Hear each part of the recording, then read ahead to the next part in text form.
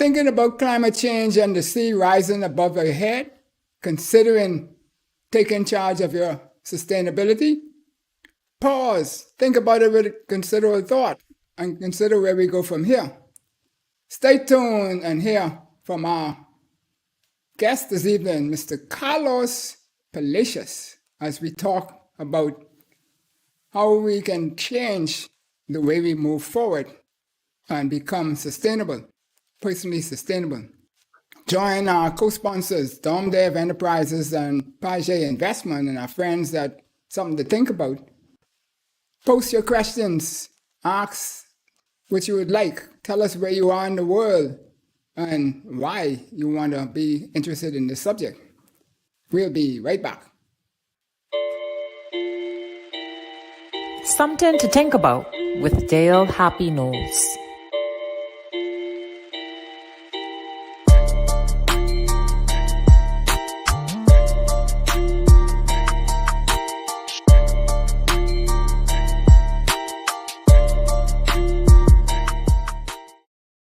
Welcome to Something to Think About with Dale Happy Knowles. What we think, we become. What we radiate, we attract. And what we imagine, we surely can achieve. Let's change the narrative 242.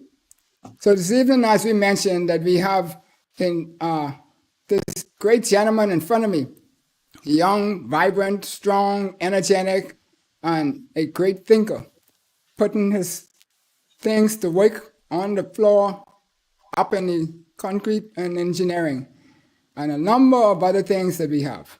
He's an engineer by training, he's an environmentalist by nature, and an entrepreneur by heart. And as we all know, the executive of a profession. And he's the first coastal engineer in the Bahamas. Bam! Saying something there. Number one.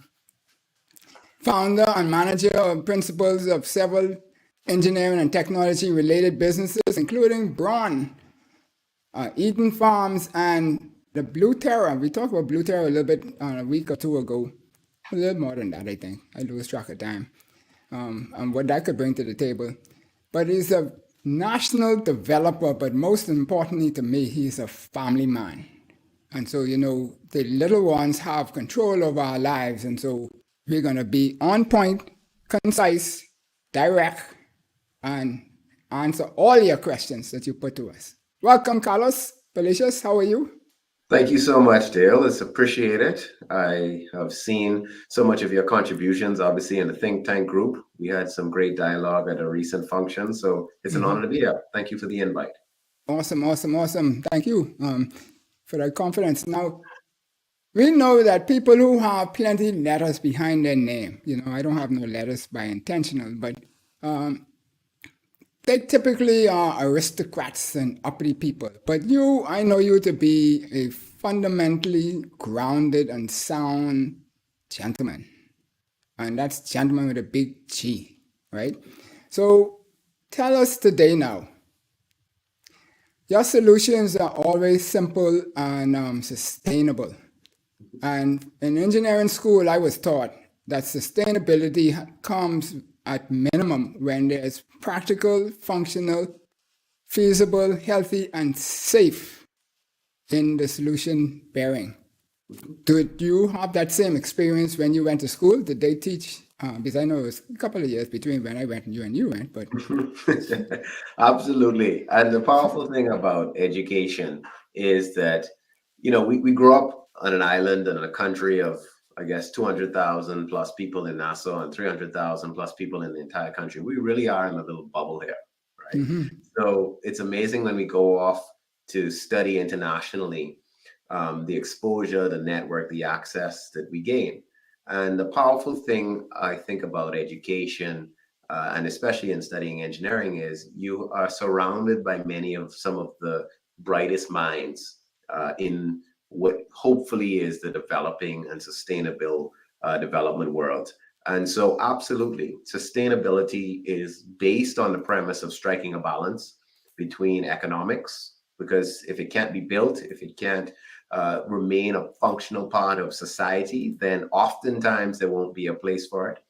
It obviously is huge with environmental preservation, which is a core aspect of engineering systems, making sure that the environment will remain functional, both in terms of its own survivability, as well as providing whatever services and goods are needed to humanity.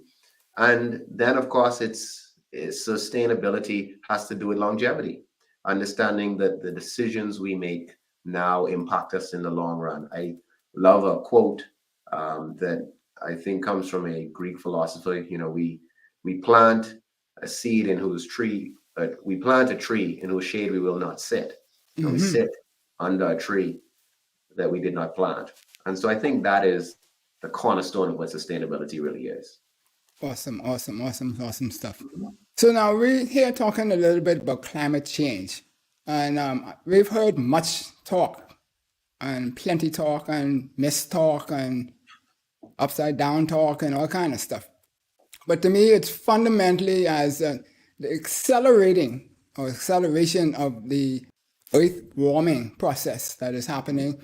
And it's due, in my mindset, to the ignorance and to the disrespect that man's actions is having in reference to the balance of carbon dioxide in the air and generating things that cause more carbon dioxide to be in the air and so forth. And so what would you say as a professional is the proper definition of climate change?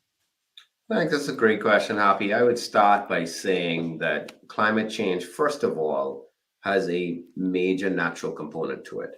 I think we sensationalize to a certain extent what humans have done over the years and not acknowledge that we do as a world go through these various cycles of climate change. So there's millions of years of data that verify that we have had ice ages in a cyclical nature from the beginning of time. So the last ice age that we had was somewhere between 11,000 and 20,000 years ago. So that's not as long as you think. 11,000 and 20,000 years ago, the last time we had an ice age. And once again, my mind is simple, so I have to think and break it down in simple terms. So if that was the last time we had an ice age, we're clearly not in one now. And the Earth is millions of years old.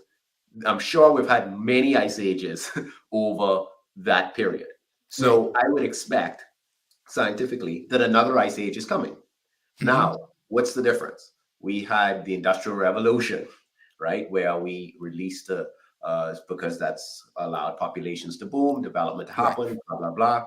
And it's released a number of toxins into the environment, many things. We've pumped stuff into rivers. We've put mercury in fish. We've released gases into the atmosphere. These things have impact, right? We have a footprint on Earth, just like any other organism. And we've increased our footprint likely significantly beyond where we need it to be. So are we guilty? Yes. Would there have been an ice age and climate change if we weren't on the Earth? Yes. Is it happening faster because we're here? Yes. Can we do something to stop it? Probably not. Can we do something to slow it down? Yes. Well, I would say not necessarily slow it down, but slow down the pace at which we're contributing for it speeding up. Yeah, absolutely. Exactly. We're saying the same thing. Can we slow down the pace or not contribute, not make it happen faster than it needs to? Absolutely. But no matter what, it was going to happen if we could all agree. So there's a significant natural component to climate change that oftentimes gets missed in the whole mix. Right.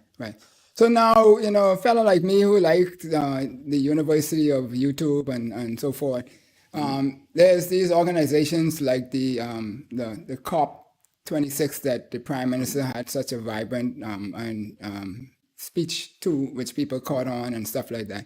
I think that's the first time a lot of people knew about that entity. But those entities as such define that as commonly targeting that energy, transportation, and the industrial industry are primarily the gigantic contributors to climate change as we define it just now, and accelerating the carbon dioxide in the air.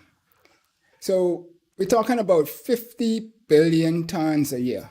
Is that still the current figure? Because that's the last ones I saw about that. So it gets updated regularly. The global standard for establishing what those ranges are comes from the IPCC, the International Panel on Climate Change. And so they typically establish those benchmarks. And the reality is nobody's 100% certain. So you'll always see they produce a graph, and that graph has a variance, with a high scenario and a low scenario. The point is that most of the things that sustain our current lifestyle, the way we are and the way we live as human beings, are significantly contributing to the acceleration of climate change. That is something that is scientifically proven now. And it can be verified in many ways. And the most common way is to just look at the amount of greenhouse gases by drilling cores into the ice caps. And we can see what greenhouse gas levels were at when the seas were at different heights. And we can look at that and understand, well, when it was this condition, the world froze over. When it was this condition, it seemed like sea levels were lower, right? So we can gauge where we lie and gauge how quickly we are, let's say, speeding up that process relative to how quickly it happened in previous years. And understand that if the major difference is the population, then probably humans are a major contributor to that. Right. And so that means that we are following in that light what Peter Drucker says, that if you can't manage what you can't measure. And so the world is measuring these things, and so that tells us where we should sit in the picture. And so that's when they throw up the flag and say, well, hey brother, slow down, you burning too much gas when you put your foot on the pedal. You can cause an accident somewhere, right? And our accident today is what we call climate change. Now, so the percentage now, 50 billion tons, like you say, that varies, but most of that is generated elsewhere. And we this little dot on the map, mind you, very pretty from space and everything else, so that may be important. I always say God lives here. But what percentage of that would we say is contributed by the Bahamas? So, I would not know, and it would be an insignificant amount of the global percentage. But why it is significant is because everything is still prorated, right? Or it's relative to how many people are in the society. Now, I always challenge persons when we have this conversation. We all buy cheap stuff online and bring it in. We all still bring in the cars. We don't produce the cars, but we're still importing the cars, and we have about 5 of them in the driveway, even though only 3 people live there, right? We still heavily consume a lot of the consumer products that are contributing to greenhouse gases. So while we say, yes, we're not the ones out there producing it ourselves in our country, we are still contributing by being the consumers of the same goods. So our footprint per capita isn't, in my opinion, and I've seen some studies on it, much lower than most of our North American counterparts, because we are still a part of the process that creates it. And that's where I challenge us often to determine how we can improve our own footprint. How can we just simply reuse things? Like, rather than using single-use plastics or single-use knives and forks, like, why not just use, metal? Why not use glass cups rather than cups that get thrown away? So there's things that we definitely can do a better job at, even as Bahamians, to help the footprint. Yeah. So when we look at that, so we know we're not a big producer, but we have clout. I mean, if we could cause apartheid to happen, to shut down in South Africa, I mean, we have clout to do some things. And so there's some things that we should be doing, and part of it is being team players in this process, like you mentioned, and so forth. And so when we look at it, we say that, what does climate change mean to the Bahamas? If we continue to go in this direction, I mean, we talked about it, a lot of people say we're going to be drowning soon or whatever. But what does that really mean? Great question. So let's put it into context, right? And I'd like to refer to facts. So the Bahamas is one of the top 10 impacted countries on Earth by Atlantic hurricanes. That's a fact. You can pull the record of all the hurricanes in the last 100 years, and you'll see that the Bahamas, Abaco specifically, Abaco, Grand Bahama, and Eleuthera get impacted more than any other islands in the Bahamas. Once again, that's just numbers, right? So when you understand that, we're clearly at risk. So even if you separate climate change and how quickly is the water rising and when will we all flood, you can sort of argue whether that'll be 100 years from now, 200 years from now. The point is, we know as Bahamians that these impacts happen. We've seen Dorian, etc.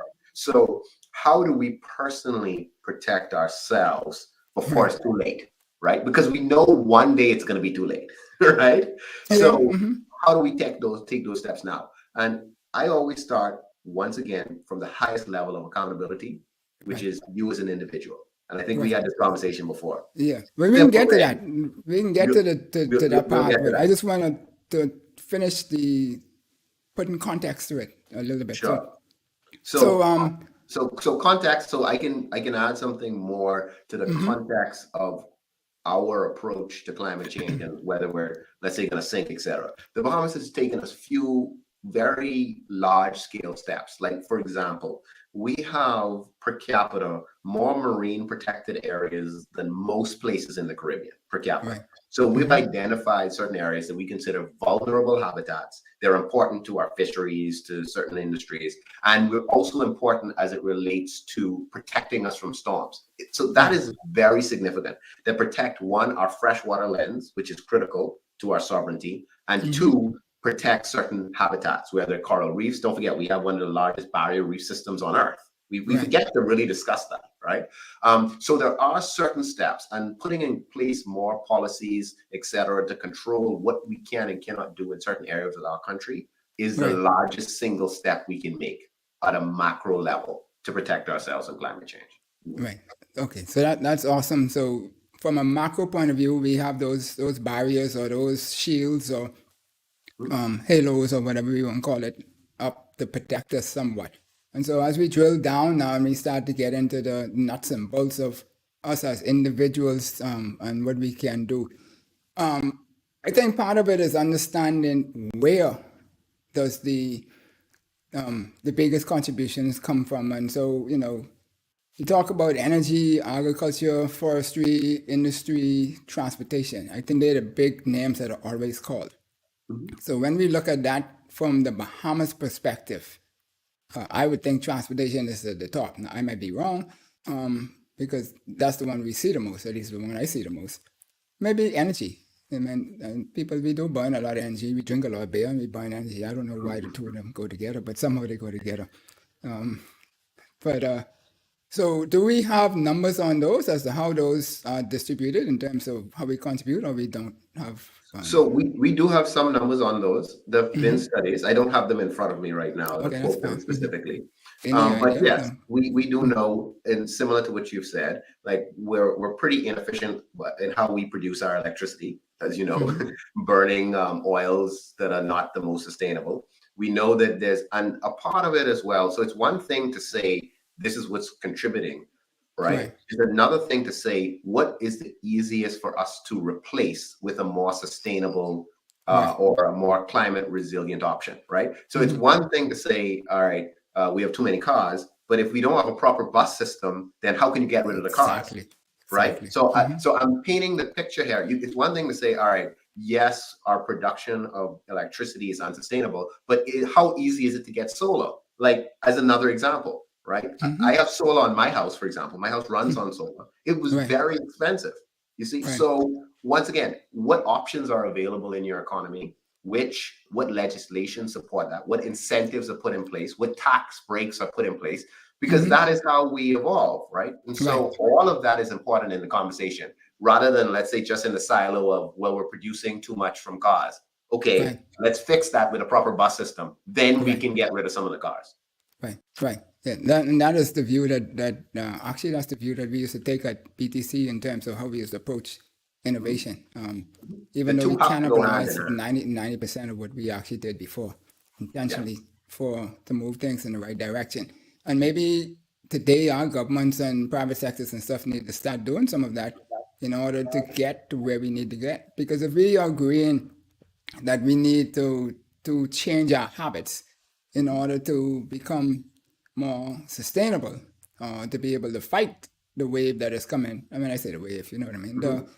The climate change. Then that takes intentional thought and stuff for us to be able to do those things as a group, because everybody always have some other thing. We have incentives, we have government being given to fossil fuel industry persons, and so the question is, okay, is that practical and sensible today versus what it was back then, where we're now looking at a clean environment or needing to have a clean, more environment, right? Agreed. And I'll add something to that. There's something called ecosystem services. And Right. why that's important is everything comes down to money. Let's just be real, right? The economics of things. So jobs have to be created, development has to happen. And I'm in the development industry, just to be very clear. So I'm in the sustainable development industry. So our role in our company at BRON, we develop sites. We make sure that it fits code, best practices, it's done in a sustainable way, et cetera. But we obviously will continue to have a footprint as human beings, right? We're not going to pack up and go and live in a treehouse. I mean, that's not practical, right? So where do we strike the balance? And understanding ecosystem services means that, all right, for every, let's say, acre of mangrove or acre or square foot of coral reef, what value in dollars does that add to our economy and to our environment? So there's actually a dollar value that we put on that. So if and are we measuring that? I mean, we say that that's what we're supposed to be doing, but are we as a country doing that? So we as a country, the IDB have done extensive studies on it. The National Trust have those numbers. The Nature Conservancy have those numbers are available. Now, are we using that in our decision making? Is a different question. But we know in the Bahamas how much a square acre of mangrove is, right? And so now if a decision has to be made for a development to happen in an area, then how much is it costing us in terms of storm surge protection, the small reef and nursery fish that would grow up in that area? What is the dollar value that we're losing by removing that? You see, and that has to be compared to the economic benefit of building that, whatever it is, hotel or dredging that area. And once again, I'm not anti-dredging because that has to happen, but that is where the numbers are important. And that fits into this entire discussion around sustainability and climate change. Right. And some people always say that there's the numbers might look right, but the decision is not necessarily right because of the numbers. So all those things we have to take into consideration as we go. When we look, you mentioned some of the things like the mangroves and the rest. There are persons around the world who say that our mangroves and so forth, the corals and stuff like that, they are basically absorbers. And we can get carbon credits because of our extensive amount, and then, as you mentioned, us being even reserving them or making them off limits for persons to do. Is that something that is being engineered today to come up with a proper system? Yes, that is something that I'm aware of that is being orchestrated for the Bahamas to be a global leader in that space. Awesome. And could that make a big dent in our need for capital to do national My understanding is that it can. The challenge is there's no globally accepted value for a carbon credit. So it's kind of negotiated. This precedent set mostly with forestry related carbon credits. And as industries start to get more penalties in developed countries for their footprint. So, for example, the cement industry, the glass industry produces a lot of greenhouse gases. Like they significantly contribute to climate change, right? So they are slowly getting more tariffs in their countries because of the contribution they're making. As a result, they are now looking for opportunities to offset that with carbon credits. The Bahamas is blessed because we have so much water, we have shallow banks, and our banks and our water actually sequester carbon dioxide and greenhouse gases. So they absorb it, right? Also, the process by which, for example, aragonite is made is similar to photosynthesis, like a plant. So it absorbs the carbon dioxide and it produces oxygen. So the reason why we had voted as the clearest earth or cleanest air, that is Mm-hmm. actually a big part of why our air is so clean. It's not because Bahamians aren't driving cars. Don't get us wrong, right? We Oh, obviously have eat macaroni. eating macaroni. We have a large country, and we only populate about 3 to 5% of it, right? So we're a big country. We don't actually, there's not many of us. When you go to most family islands outside of Nassau, there's hardly anyone there, and there's acres of land, right? My dad's from Inagua, my Grammy's from Acklins. Like, yeah, there's a couple hundred people, but for the most part, there's large, vast areas of land, and there's for the most part vast areas of undeveloped land, which means the habitat's still in place, the mangroves and wetlands, etc., are still in place. And as a result, we are actually a very green nation. We might think we are, but per capita, we are really a clean nation, even with all the cars we see piled up in Nassau. Right. So we can do better, but we're not. We're nowhere near the list in terms of significant contributors per capita. Right. Oh, that's awesome. So then that puts us on the other side in terms of the absorption and the like, so that we could make sure that our conscience is good, that we are doing all that we can to make sure that our absorbers are operating in peak mode, right? And whether that's the coral, because they tell me the coral is the same thing in the sea as where the trees are on land. I don't know exactly how that works, the details of that, but so if we have stuff like that, because I always say sun, sand, sea, people, and digital are cornerstones as to what we should build this $100 billion economy that I keep talking about. Some people have yet to buy into, but they will come. But when we look at that, then sun, you already mentioned it, but solar, all of these things have a way of deflecting the production of carbon dioxide. The sun and the sea may absorb it. So then we're dealing with people and digital. And so digital will help us deflect. But people is what we want to drill into. And so what we will do right now is that we will come back and speak to some things directly related to what we as individuals can do in order to improve our net carbon space and so forth. And so you've been listening to Something to Think About with Dale Happy Knowles. Our guest this evening is Carlos Palacious. And we know that this young man has a lot to offer to our country, and he has a wealth of energy to do it because he has a fireball waiting for him at home. We'll be right back.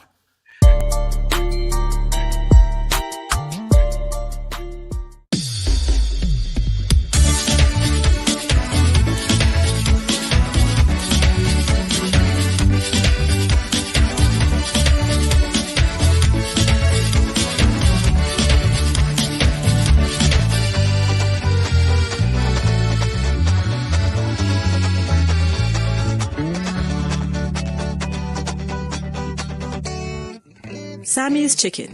There's nothing like it. Behind every scoop, lick, and savor is a smile and memory being made or reminisced. Whether you're at work, out with family on a Sunday, or have friends visiting, flavor will meet expectations in our 32-ounce container for only $10 if you're having a special event as well. Exotic flavors ranging from soursop to Guinness is definitely worthwhile.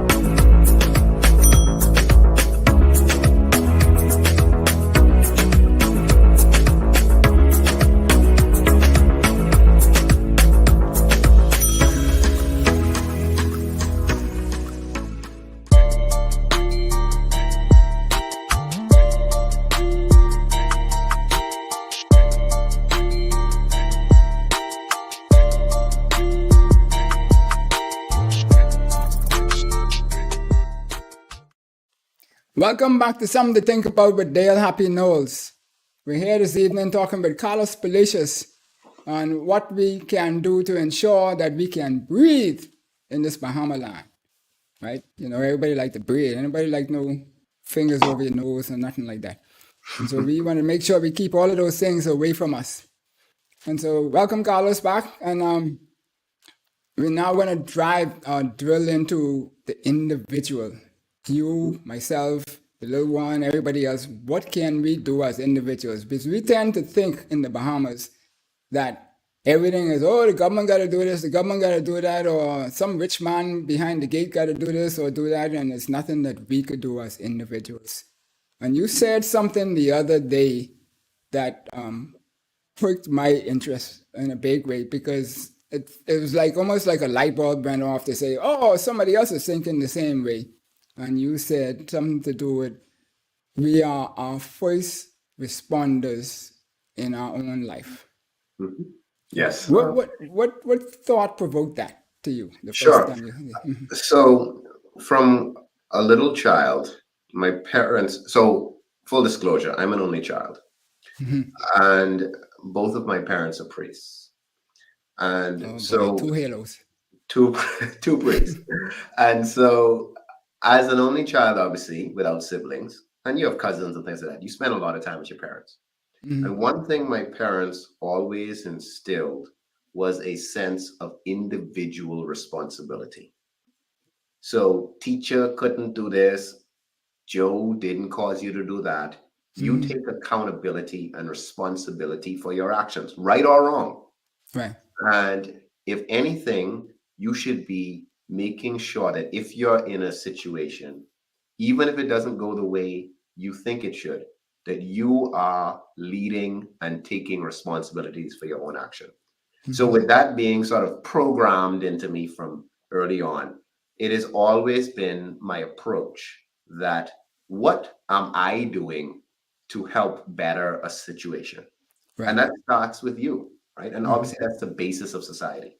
We spoke about our kids. You know, each of your two sons, you would have instilled certain values in them. They now go out into the to the community. They then go out into the world, et cetera, et cetera. So if you want to change the world, you start with yourself. So my question is, for example, Hurricane Dorian happened. Every Bahamian was touched by it.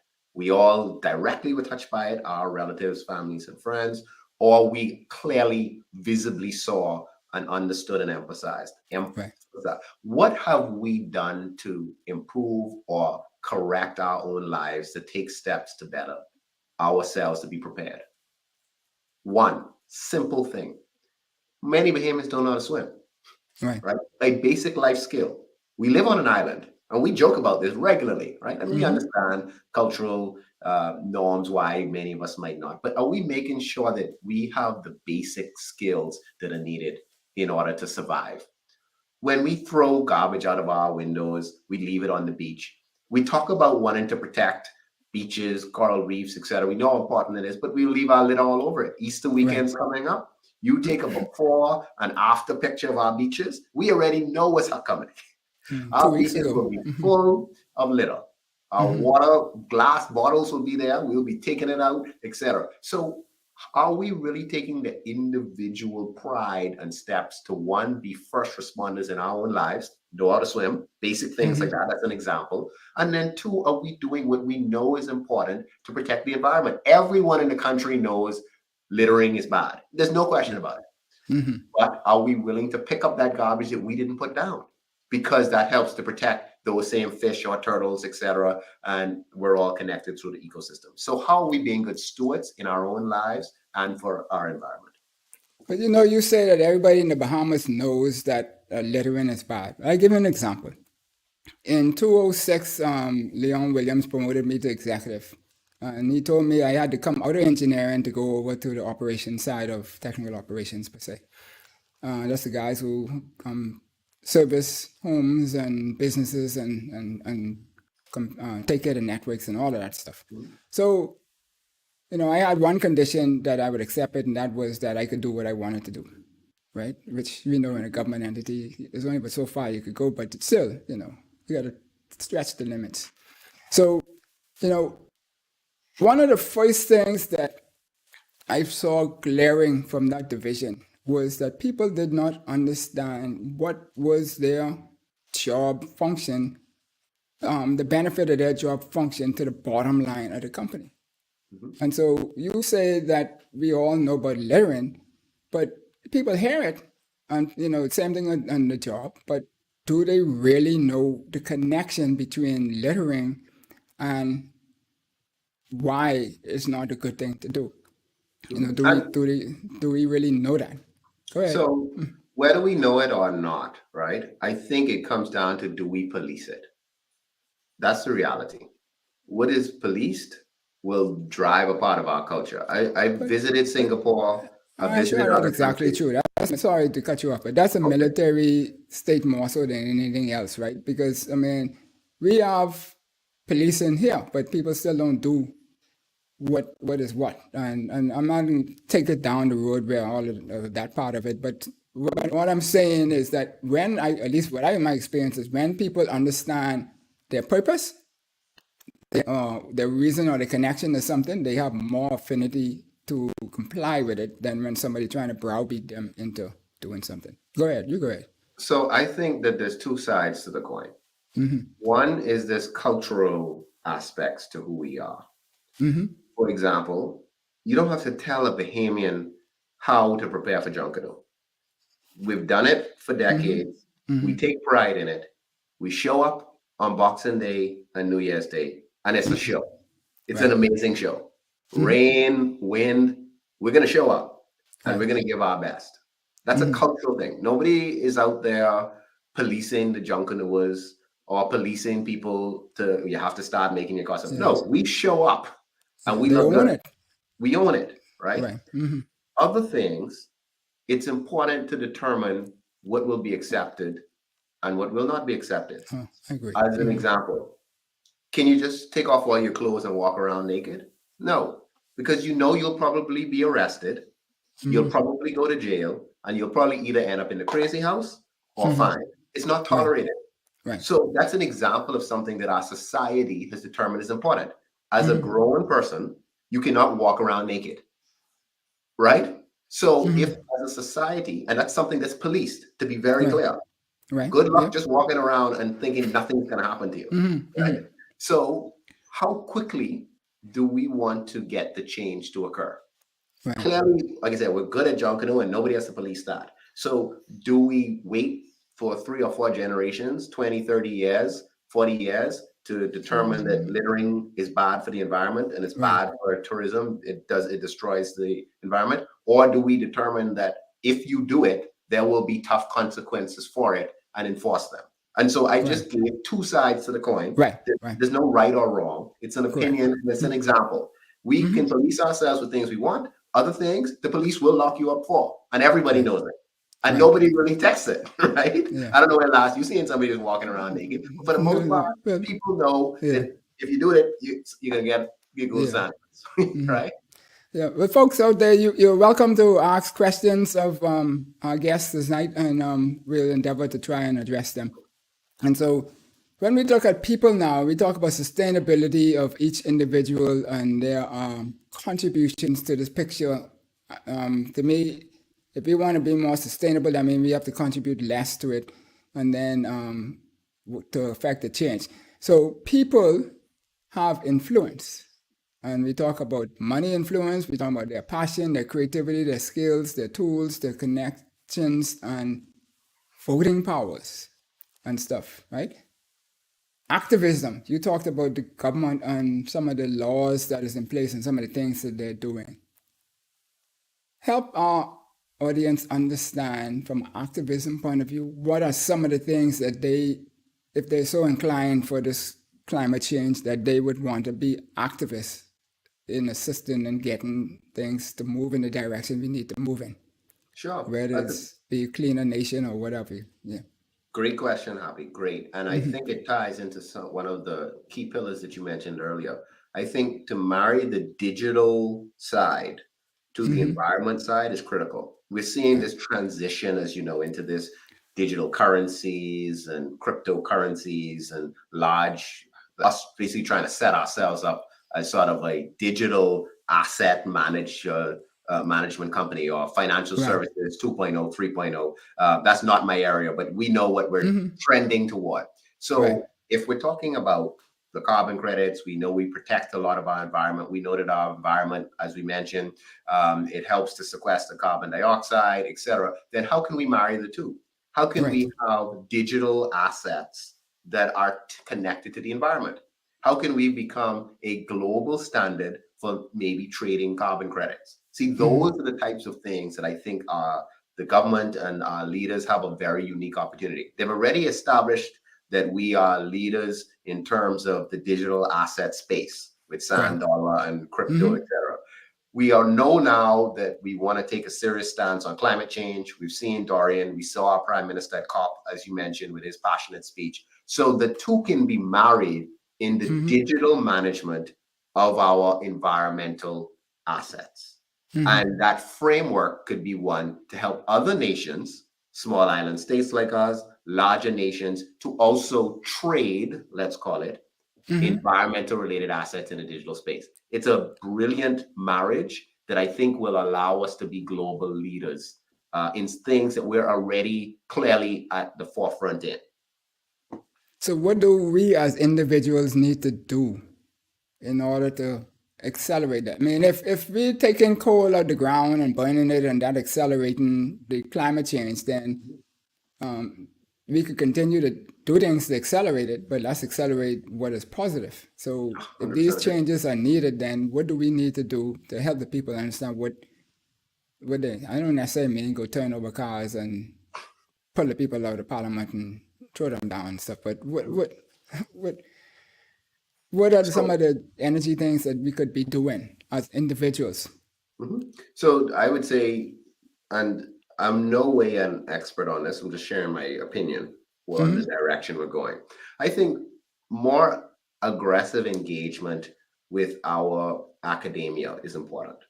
Right. I see, for example, UB, BTVI as opportunities to have thought leaders. And thought leaders are important in a developing country, right? Research is important. Research, a lot of our research in this country, and we see it extensively, is done internationally. Right. It's done by foreign companies. We saw with COVID. Almost everything was done with COVID elsewhere. Offshore. So when we talk, even in terms of the environment, let's bring it back to what we're specifically talking about. A lot of that research isn't done here. It's not that we don't have capacity. Sometimes it's opportunity. Sometimes it's funding. Sometimes it's just we need some support. But more needs to be Bahamian-led through intentional intervention and leadership by our administrations, et cetera, to make sure that academia is playing its part. Why is that important? The studies, et cetera, that are done oftentimes are empowering international companies to take that and figure it out somewhere else. Right. Right? They're solving the problems here, but the solutions are not remaining in our country. We need to solve our problems here. And if we're talking strictly about the digital asset side of environments, that's one that we should be pretty good at. Because once again, we're leaders in the digital space. We have a school of sustainability at UB. Our prime minister is definitely pro climate change, et cetera. How can we marry the two together using academia to now put forward the policies and the cultural changes that are needed to make this a reality? In my opinion, that is a major step that's missing in the big picture of things. So that brings on then, the new built environment. That is something that we press left, right, and center from here on this talk platform, that we create this new built environment so that we could become successful in our society. And it talks about sustainability for generations to come and the like. And so we need to create this political, economic, and social environment of our society formulated through intentional thought and action designed to create the greatest opportunity to build the highest quality of life for our citizens, residents, and those subscribing to and supporting the culture of the 242, and which will provide sustainability for generations to come, right? And so that's the environment to me that we have to establish in order for us to move this forward, right? And so if we look at that and then we say that if people have influence with their money and their creativity or their connections that they have, we look at that and say, should we now figure out what is in the best interest from a climate change point of view and not spend money on things that might be counterproductive to that? For example, beef, right? The agriculture and forestry is said to be the second greatest area of contribution. Yes. And beef is a big part of that, the farming of animals and stuff like that. So if we eat less beef, then I mean there'll be a lower demand for it. Correct. I agree. So the challenge that I would have is, once again, we're a democratic country. I love me a good steak. So good luck in trying to tell me that I can't eat a good steak. Now, not can't tell you, but just eat less. To train our people or encourage our people to do less. Yeah. So once again, there's two sides to the coin. Is that something that we wait? Let's use the Junkanoo example versus the walking around naked example. Is it something that we want to put a restrictive law in place that the country's only going, well, first of all, we import most things.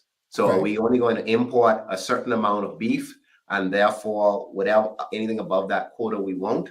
Or are we going to try to culturally educate our people? Once again, I think our population is somewhere around 400,000 people. We have something like 7 million tourists here a year. Many come on cruise ships, but still, are we going to limit our hotels? Are we going to say to Bahama and Atlantis, well, you only can bring in so many steaks because this is what the country is going to establish as a policy. And then Bahamians can't get it in the food store and fish fry, but the tourists or visitors can get it in the hotels. You know, that would be an issue. So me personally, I think that we just have to be intentional about education. Right. I remember that's what I'm getting at. Yeah. When I grew up, there was the campaign about saving water. That was when you would on ZNS. So we had ZNS then, right? And there was only one set of things that came on. There was Sesame Street, and the Sesame Street, there would be an ad with a little fish, right? And I still remember it. I haven't seen it for 30 something years, but with a little fish basically to be dying because you don't turn your water off. And I now teach my 4.5-year-old daughter to turn the water off because I learned to turn the water off when I was 4, 5, 6, 7 years old. So once again, that's cultural. I also remember the little rings on top of the cans of soda. Remember, you cut them so it doesn't choke the fish. Yeah. To this day, I cut the rings. My daughter and son cut the rings on it. And it's because when I was 5, 6, 7, 8, I cut the rings because remember there was a big campaign about it go around the fish and the fish choke, right? So 2 examples of small steps that would have been instilled early on in my formative years that I pass on to my kids who now automatically do it, even though they're young, and will hopefully pass it on. So how do we take the steps now? We mightn't see the results for a while, but how do we take those steps now? And I think that is what we as a country have to decide what is important. Right. And, and I think like you mentioned, and also Ambassador Gomez had said before, former Ambassador Gomez said, it's about the PSA, the public service announcements and helping people understand the connection as to why we need to do that. And that's why I mentioned that earlier. And so if we say that we have all of these things that people can do, right? Besides the activism with governments and stuff like that, we have where we could reduce our own scenario. If we have cars, when we buy another car, instead of buying a regular car, buy an electric car, and our numbers might be small, but when we look at the total picture, because the carbon thing is a global thing, Agree. Our little small numbers with somebody else's small numbers, sooner or later adds up to a big number. Agreed. And that's why I see that as a big thing. Simple thing is listening to engineers like yourself and myself for code issues and following those things can help us. You talk about water flooding in an area and then you can't get out your house or the like. There's many things like that we could do. Eating what we eat, rebalancing our food so that, we are able to to spend money in a different light and so forth. So when we look at all of those things though, and we want to move it forward, this goes back now down to leadership then, in terms of how do we encourage individuals to want to change their habits, because habits is something, like you mentioned, nobody really likes to change it. You want to eat your steak. I had cancer of the throat and I still want my steak, right? And I get fussed out every time they go to Houston and I put a picture up, but you know, it tastes good, especially in Houston. What do we need to do to get to have a more sustainable environment, a culture, a more sustainable culture, people more in tune with becoming more sustainable? Let me say it that way. Yeah, great questions. I think, Dale, part of it is obviously at the policy level. Like, for example, you raised the whole point about the electric cars, right? When the government would have reduced duty to 10% on hybrid, before electric cars were popular, 5, 6, 7 years ago. When I had to decide whether I was going to buy a hybrid vehicle or a regular vehicle, I got a hybrid vehicle for my wife, right? Obviously a lower environmental footprint, yes, but it also cost me less money to buy. Now I think electric is either duty free or very close to it, whereas a traditional vehicle still has a high duty. So once again, it incentivizes, and I saw a study saying that I think we're per capita some of the highest in the world in electric vehicles and certain other things. So I think at a policy level, it's important for those decisions to help to guide our culture, because that's a prime example. People, if it's cheaper and it's still functional, people will buy it. There's no question about it, right? On the individual level, I think running educational campaigns is important. It should start in the schools. If the kids in the schools now were learning recycling from day one, they're learning backyard farming from day one, etc., then these are the habits, and everybody won't do it, we understand, but these are the habits you would then carry through your life. You then teach it to your kids. Back to the same example, me turning off the water, I teach my daughter, me cutting the rings on the soda, etc. So we have to determine which of the priorities. Once again, I think everyone in the country should know how to swim, right? If everyone took swimming in school, we would swim, right? Which means then our kids would swim, etc. So if we determine that's a survival skill, we make readily available pools. We have basketball courts everywhere in the country.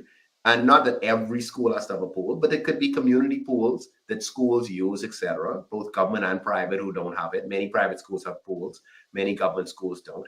Then there could be a intentional movement of our culture towards being able to swim. So if that means now when floodwaters come, maybe just 10% more people could survive because we could swim, that's a significant amount. If one life is saved, it's a significant amount. So that's just a tangible example. Another example, and I know we're getting close on time, is that remember, we are the first responders. So let's say a hurricane hits a family island. It takes the defense force, the Coast Guard, etc., normally a few hours to a day before the all clear, before they can get in. The first people on the ground are the people who are in that community. They can save oftentimes a lot of lives if there's some basic training.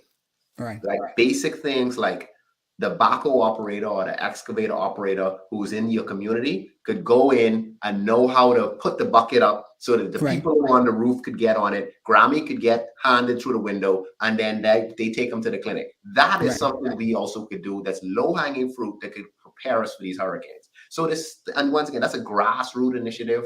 You know, we can have that training. You don't have to, this is a once a year certification, but those types of steps we can culturally make to prepare ourselves for what's inevitably coming in our lifetime. So basically what we're saying then is that there is a wealth of opportunity that particularly the youth who have energy and creativity is part of their natural base in the digital world in particular, to find solutions in order to help with our public awareness and activism and stuff, right? So if that's the case, then is the BRONs and the Eedens and the rest out there willing to fund them? Because somebody's going to have to fund what they put. The youth don't have the money to do it. So like some of the things like coming on shows like yours is also part of what we do, right? Because everything isn't a cost. It's a direct cost in terms of time. We do, donations and sponsorships. We sponsor interns. We have over a dozen interns a year, for example. So we are intentional about making sure that young people, and many of those are paid internships, just to be clear, right? And so we're not paying for the contribution they make. We're paying because this allows you to have an opportunity to get real life experience, to sit with some of the brightest team members that we have. We have over 60 staff in the Bahamas, for example. So you take 60 young Bahamians, and the average age in our company is 29. So we're a young company working on many of the largest projects. We now can expose that to high school and college students, whether they're studying or recently finished. And hopefully that will help to transfer the knowledge from the working world, prepare them for it so that they can also help with their studies and application. And then hopefully they share the message and spread it on to somebody else, because each one has the ability to teach one. And that is how a cultural revolution starts. Right. And that's exactly what I'm saying. So we know that you all do the core technical, and when I say technical, I just mean the fundamental portion of the knowledge transfer and the like.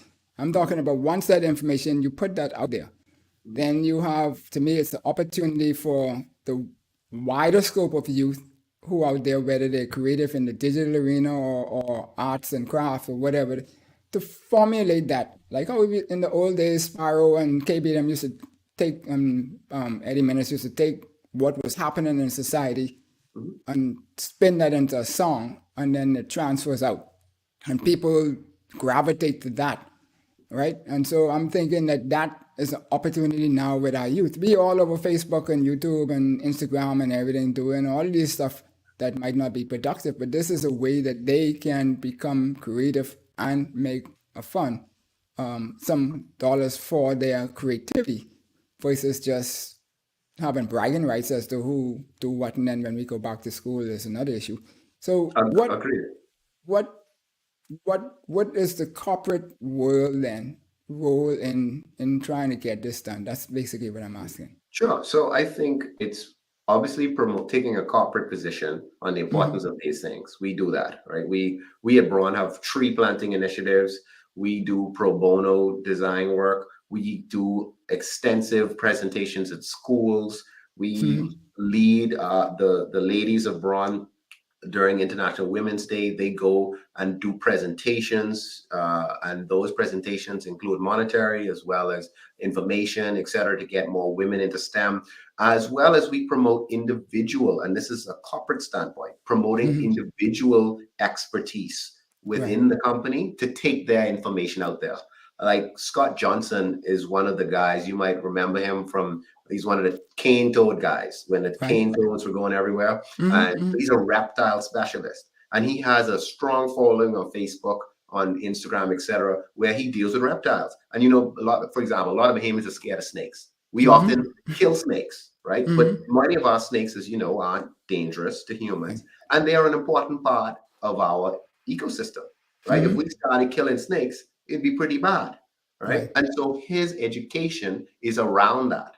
So he does a lot individually. So we as BRON, and he's one of our team members, a senior environmental scientist, we encourage and support him in his efforts towards promoting the importance of reptiles and habitat, and how to deal with invasive species like cane toads, etc. So that's just one example of how corporate Bahamas can support its individual team members so that they are using their passions and purpose to also better and promote what we want as a culture.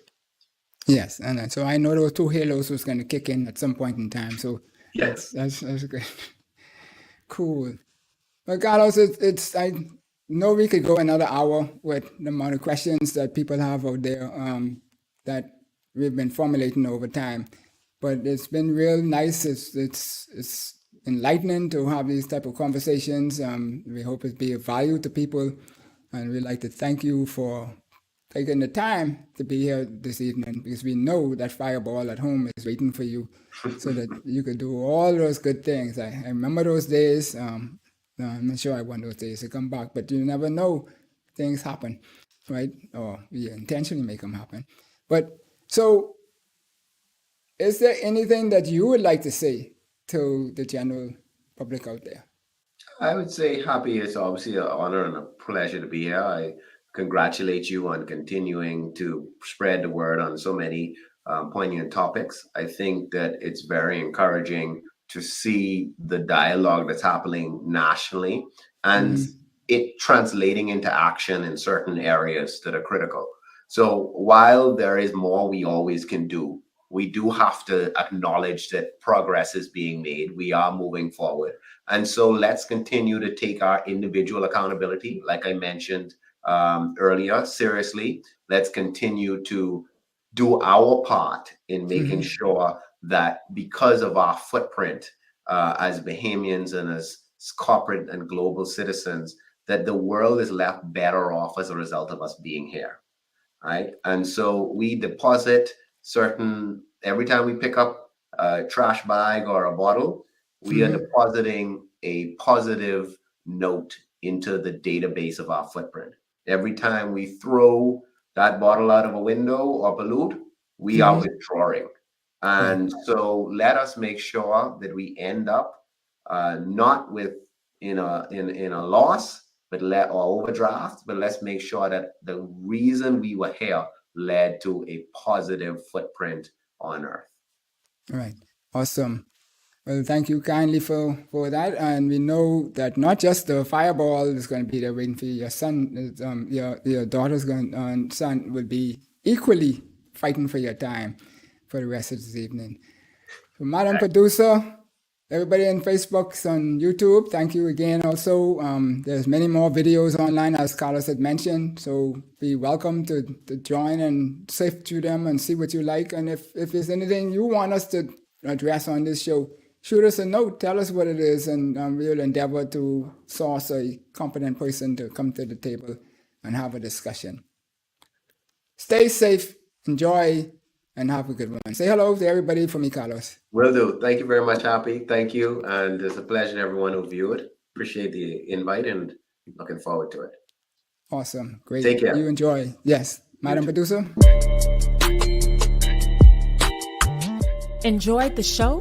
Then subscribe to us for more educational and inspirational content. Ring the bell so you never miss a show. Let's change the narrative 242